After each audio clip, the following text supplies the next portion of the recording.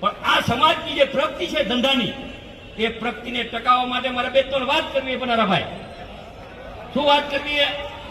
જેના લગ્ન થયા હોય મોજ ચોક કરે ફરે એમાં વાંધો નહીં, અને બને ત્યાં રેડા એકલા ન મોકલો, ભેગો મોકલતો. મારી બહેનોને વિનંતી છે, એકલા મોકલતા નહીં.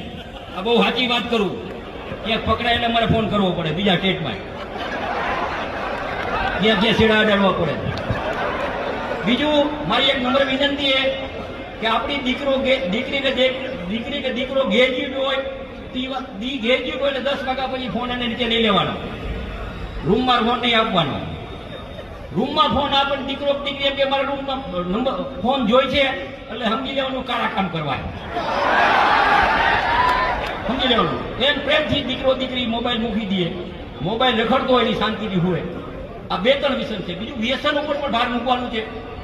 મારો નંબર લખી લ્યો 98-253-9644. ક્યાંય પણ તારા ધંધા હાલતા હોય તો ફોન કરજો.